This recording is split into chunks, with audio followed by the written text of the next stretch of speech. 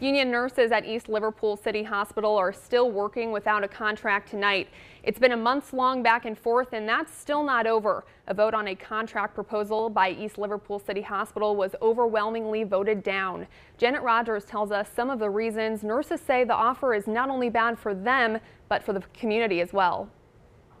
Nurses at East Liverpool City Hospital remain on the job, but say Prime Healthcare's last, best, and final offer is not a good deal for nurses, patient care, or the community. So they overwhelmingly rejected the same contract proposal they rejected before. The nurses, they want the hospital, they want Prime Healthcare to listen to them, to acknowledge that there's a nurse retention issue. And the only way that you're going to fix that is if you invest in your nurses and invest in your patients, because if you invest in your nurses, that means you're investing in optimum patient care and you care about that community.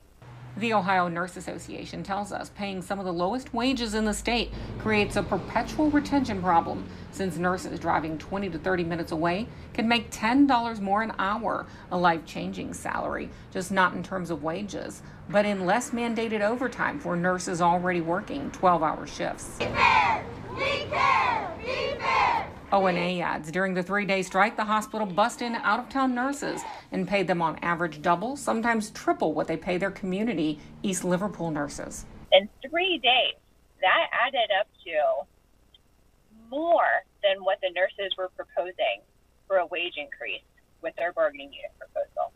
So they traded three days of temporary help for 365 days of investing in their community nurses.